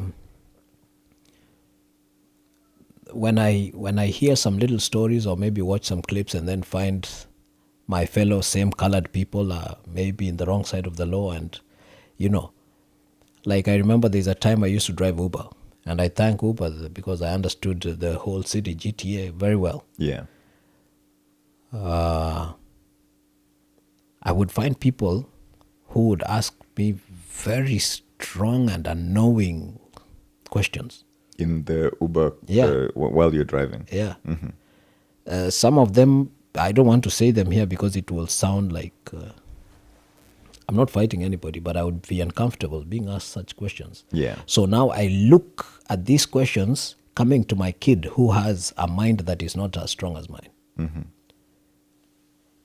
A kid maybe in school or maybe somebody in the street saying something to my kid insensitively with his little mind, he will think differently. For me, maybe I will be like, okay, yeah, it's your opinion, the way you're saying it. Yeah. But my kid will now start fighting back or something because, you know, he's a kid. He's like, why are you calling me? Why? So such stuff. So as a dad, I always tell them, it is always important to do the right thing because you will always stand out. Yeah. True. Yes. Damn. I also tell them I don't want stupid phone calls. A stupid phone call, according to me, is like if we agreed you're going for a party somewhere. Whether you told me or you didn't tell me, you told your mom. Yeah. Go to that party. Finish from there. Come back home. Yeah. Not that you went to a party maybe in Bowmanville, and then now I'm receiving a phone call from London. Yeah. And somebody who is calling me, it's either you're in problems, or maybe it's a cop calling me that, oh, we saw your car, which was something, Yeah. Those are stupid phone calls. Yeah. Yeah. You don't want those. I don't want stupid phone calls. And I think it's important that, you've told them so that they know what to expect. And I think you also give them this freedom, this sort of freedom. Hey, you can go to a party anywhere as long as you tell me and we sort of have this agreement. Yes. Yeah. I think that's also affirming them that, daddy cares about us. Yeah, too. that is true. I do care. And another thing, we always think that, it's too early to talk about it. My little boy is 5 and the other guy is 9. But the kind of things the 9-year-old tells me, I look at him, I'm like, it's time I should start talking to this guy. I started when he was a bit younger. By 5, 6, I started talking to him. So right now, I tell him things up because they grow very fast. Yeah. They grow very fast. So you said that some of the things he tells you. Yeah. What are some of those things? I mean, Can the you kind of remember? conversation we would hold. Yeah. They are conversations that are very... Mature? Yeah, very mature, I would say. Or maybe you would look at this kind of conversation and his age, you're like, no, this is not for you. Yeah. It should be slightly, or somebody who's older than someone you. older than you. Yeah. Yeah. But now when it's coming from him, it will be like, okay, I should change the way I'm thinking. The things I think I should tell him Yeah. later, I should start now. Telling him now. Yeah. Because it's important that he knows from now. Yes. Yeah. Like just the other day, I told him you can't be sitting on your gadgets all day. You when you're out of school, do something. Do some. Clean your room. Do stuff. Read a book or stuff. Yeah. And then I told him, I will take all the gadgets and keep them. I have a bag. I put them inside the bag. I lock it with a password. Yeah. The guys will be roaming around with the bag in the house. The Nintendo Switch and the tablets, they'll be in there. Yeah. So now they know Daddy is serious. Yeah, I even told them I'm going to remove the screen from the living room. Yeah. I'll take it to the basement, keep it there. But I know they will go struggle and try to bring it up. Yeah. I told them if you guys try to do that, I know what I will do. I will go chain it downstairs, lock it, and come upstairs. Yes. Yeah, so that we don't have a screen for some time, so that we understand that every home has rules. Yeah. In my home, there are these kind of rules and regulations. If you follow this, all of us are happy. Yeah. As a father, you're a father too. Everybody will come up with a way of doing things, but there are other things that are common. We have to share. We will tell maybe the other family will tell me, Yeah. You're too hard on them here. This one, I did it this way. This is how they changed. And, Yeah. because I know when these guys grow up, you'll talk as they talk back. Yeah. True. One thing I've always said, for me, I don't mind if they talk to me while standing. But while they are with their mom, they need to sit down. Yeah. Yeah.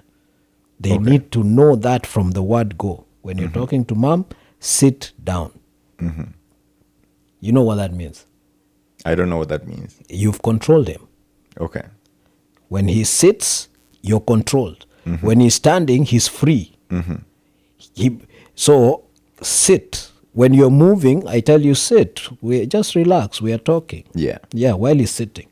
I want them to do it with me too, but I don't mind if they're standing. Yeah. It doesn't mean I'm ready to fight them, but I'm ready to,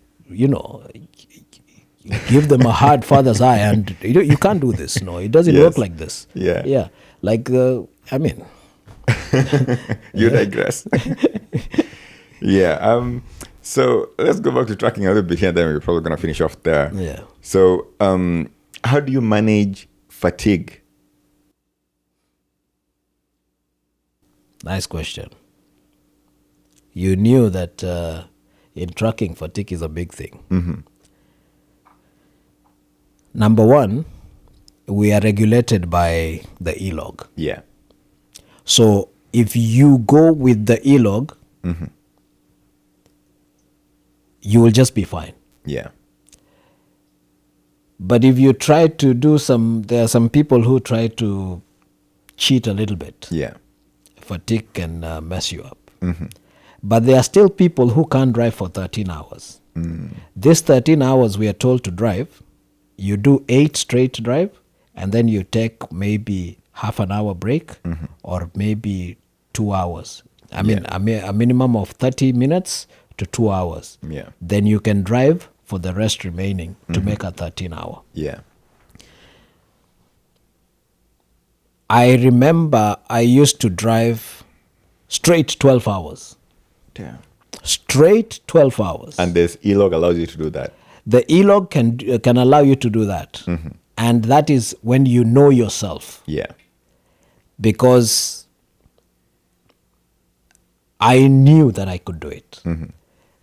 For the 12 hours, maybe I have something here, I'll be biting, some snack.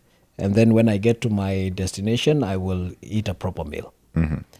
So managing fatigue for me would be either drinking water as I'm going, just sipping water, or I'll be hands-free phone call. You'll never get tired if I'm listening to music. Yeah. Or talking to someone on phone, hands-free, of course, like the headgear and stuff. Yeah. Another thing I borrowed from a friend of mine is chewing gum. Yeah. But now, that also comes with its own problems. You're chewing gum and, you're dealing with many other things about your teeth. But when I'm chewing gum, I can chew for 300-400 kilometers, just chewing. Yeah. And you will not sleep. But when you're just driving and you're like this and all of a sudden it comes, your eyes go that way and then you're like... Yeah. You start dozing off. Yeah, you doze off. One big mistake is to tell yourself, I'm still okay. When that starts happening. Yes.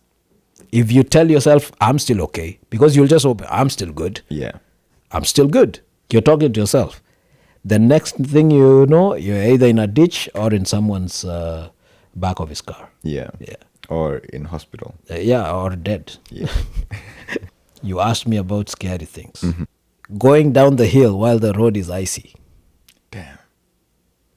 You know what that means? You're braking. You're braking and your whole truck can slide. Yeah. So, and once it starts sliding, there's no stopping. You can't stop. So if there is a car ahead of you, it means you're coming faster than it. Yeah. You're ramming into it. Yeah. So down the hills in the mountains, they always have a runaway ramp. Yeah. Like if your brakes are faulty, there's a runaway ramp that has sand. Yeah. So you run on that, and I never used it any time, and you don't want to use it because once you go there, you have to be towed out. Yeah. Because it is sand that your truck gets there, it sinks and it stops. Yeah. So I'm going down the hill. The road is icy. There are things you get to know when you're in an industry. Yeah. Even you, there are things when you're doing your thing, there are things you get to know. Yeah. So I had learned how to know that the road is icy. When you see the road shining and there's no mist coming off the tires of a car or a truck that is ahead of you, it means the road is icy. Yeah. It's not sending any small mist to your windshield. Yeah.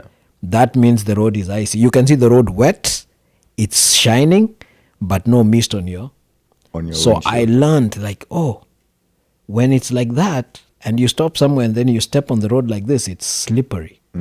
So it's icy. So if you hard brake, you're not stopping, you're sliding. And if it's down the hill, it's continuous. Yeah. So now, what we do here, very scary, you have to, even in automatic trucks, they have downshifting. Now, if I came up the hill with gear 5 or gear 4, going down the hill, I'm using the same gear. So I don't touch on my brakes, I just downshift, and I'm going on gear 5 or gear 4, whatever, depending on the grade of the hill. Yeah. Because every hill, they tell you the downgrade. Yeah. So I think the most that I've gone is grade 8. That's very steep. Yeah, it's kind of steep. I think it's 8 or 9. Yeah. You could even feel the truck like it's You can feel it's like an aeroplane almost taking off. no, landing. You're facing literally down. Yeah. So that way you have to pay attention to your speed.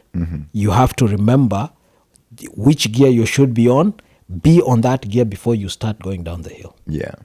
Because if you start going down the hill and then the road is icy and you brake, it starts slipping and you're downshifting, it may start slipping. By the time it's picking up the gear you've selected, you're already slipping. Yeah.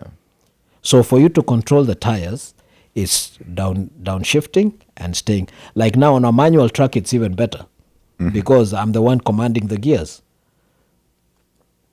So I engage my gear when I see, okay, where I'm going right now, I don't have very serious hills. Yeah. But I've been to Quebec and some places into Quebec where the hills are a bit steep, but not in an icy time. Yeah. So still, even when it's not icy, you go with the proper gear downstairs. Yeah. That one is scary. Another thing that has happened scary, my trailer has swung behind me, swinging like this. What makes trailers do that? If your brake is not properly adjusted, that is also a thing. You need to understand that. Yeah. If your brake is not properly adjusted, like if I hit on my brakes and then my trailer brakes before the truck. Yeah. Or if you don't brake the truck and you brake the spike. We have a spike. I'm trying to avoid trucking terms. Yeah. Because I'm making this thing. Yeah. What is a spike? You can define that. A spike is a brake just for the trailer. Oh, okay. So I try to avoid spike a lot because a spike is scary. The trailer stops and it holds the truck. Do you use that when maybe the pressure system has failed in the cabin? No, it's still, the spike is still using the pressure system. Okay. Yeah. So why would I need to use the spike? What is? People try to save the brakes, the brake linings. Okay. They try to save the brake linings by using The spike. Okay. Yeah. Because mostly when you're braking, the truck forces the trailer to stop. Yeah. Because it will like kind of stop first. When you're braking, the whole truck you expect it to stop in an even manner. Yeah. But now the truck will come ahead in a few seconds before the trailer. Oh, okay. Because of the distance the air is traveling all the way. Yeah, we have tanks in the trailer. Yeah. We have brake tanks that are holding the air. Yeah. But now the microseconds of the air applying to the linings in the truck, it's faster than the trailer. This is something you thought also in the endorsement thing. Yeah. Yeah. So when you're doing that, and like I told you, your brakes are not adjusted properly, the trailer stops before the truck, then your trailer starts swinging. And if the road is icy? If the road is icy, you're going. Jackknife. Jackknife. Yeah. You got it. Yeah. You're jackknifing. And jackknife What is jackknifing? Maybe we can describe this. Jackknife is when you get off the road and the truck makes an L. Yeah. It's the trailer and the cabin of the truck. It makes like an L. Yeah. Yeah. That's jackknifing. You're just off the road. Yeah. Yeah. Damn. Man, Joseph, these stories, man, they're very scary, very nice, man. I wish we had all the time to talk about these stories. So, any animal encounters? Oh yes, I've almost hit a moose. That's scary. Yeah, I've almost hit a moose that was crossing the road in the middle of the night. And then, like I told you, God keeps watch over us. I was looking at the road properly. I was like, is that something I'm seeing? I wasn't sure. I got my foot off the pedal to brake just in case. Immediately the moose looks at me and then the eyes are shining. Yeah. Was it dark? It was dark, yeah. Yeah. And then I was like, oh, this one would be a bad day. Yeah. Yeah. But lucky enough, I didn't stop. The moose had almost gone off the road. Yeah. But I almost got it by inches, I guess. Damn. Yeah. Because you don't want to stop at speed 110 kilometers per hour. If you hit on your brakes hard, you don't want this. So, this is a question from the last guest on the show. So you also get to do this for the next guest. The question is, what is an important guide that you follow in life, and how does it aid you? I would say personal instinct. It is true. Always everybody has a personal instinct. It is a guide to your daily stuff. When you want to do something, there is always an instinct. And it has guided me. And I guess anybody else, other people, it has guided them too. The first instinct you have, it will guide you, whether you're doing the right thing or the wrong thing. Yeah. What is the best advice you have received in life, and who did you receive it from? You want that on this show? I received an advice from an uncle of mine that I ran with, and I would say it saved my life. It saved so many things. My uncle, his name is Johnson Ogato. And I drove him to the airport. He was going to the United States. We were in Nairobi, JKIA. He gave me an advice. He called my name 3 times, and then he called me for the... I would say how he called me. Joseph.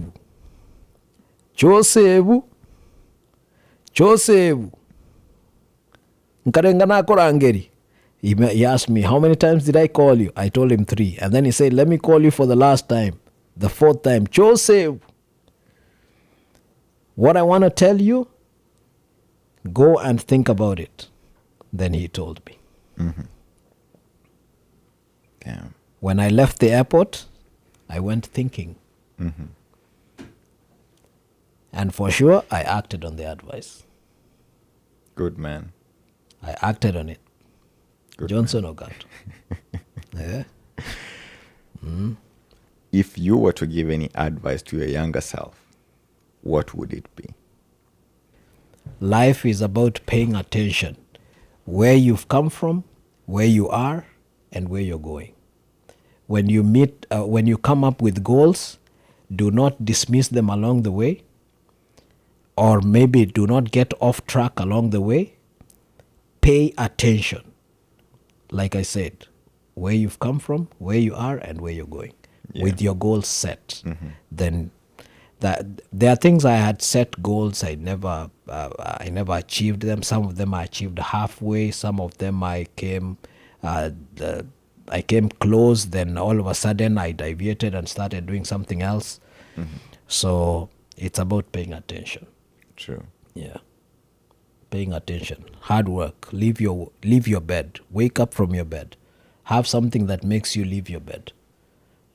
I remember one time when I came to your room and where you used to sleep, you had a dollar that was put in framed. Yes, I framed a dollar. A dollar that was framed, and it was put right in front of you. When you wake up, that's what you see. Yeah, when I woke up, that's what I saw. Yeah, if you tell a doctor that, he will think otherwise. If you tell a pastor, he will think otherwise. If you think, but now, during that time, what made you leave your bed was that dollar. Because you know the dollar can get you these equipments you have. The dollar can feed you. The dollar can buy you clothes. It can buy your daughter food. Yeah. You know, it's the dollar. Yeah. So like I'm saying, that was your motivation. I also had my own motivations that made me leave my bed every single day. Yeah. Every single day. I know everybody, they have their own thing, but there are some who just leave their bed with no motivation. True. And maybe some days we also leave bed without motivation. For me, I always have a motivation that makes me leave my bed. Yeah. Good. That's good, man. And but there are days that you feel low. Yeah, true. Yeah. And that's what I'm talking about. Yeah, you feel low. There's the motivation, but you're like, let me just chill. Yeah. There's this tradition in the US where the president who's currently in office normally leaves a letter for the next president who's coming into office. So you've been the president sitting on the Couch Connect today. And I want you to leave a question for the next guest on the show. Put down a question for the next guest on the show. No, I can just tell it to you. It's okay. No. You write it down. I don't see it. It's important that you write it down. But I'm writing it in your tablet. Yeah. Here's the pen. So I won't see it until the day of.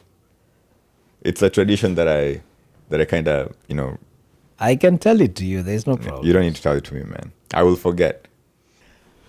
All right, man. It's been nice hanging out with you, Joseph. Thank you very much for having me. I appreciate. I feel like I didn't give you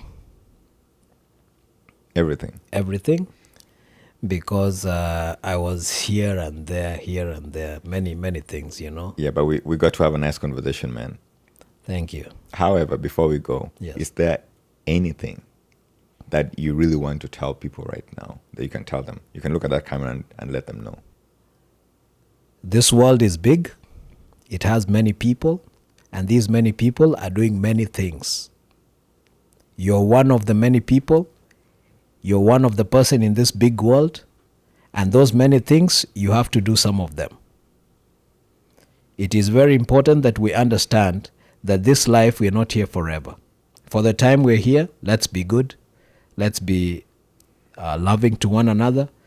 Let's pay attention to ourselves, and let's do the right things. Because the right things, they are cheap, but the bad things, they're expensive. Being a bad person is expensive, and being a good person, it is cheap. Very simple and easy, straightforward. And for the little boys and girls who are growing up now, do not fear. Life is here for you. Make the right choices, and life is good. Thanks, man. That is great. Folks, this has been The Couch Connect. My name is Joab. I've been hanging out with Joseph Ongaro today. If you like this episode, give it a thumbs up. And if you like this channel, do subscribe to it as well. And remember to tell your friend to tell their friends. Till next time, Adios. Kwaheri.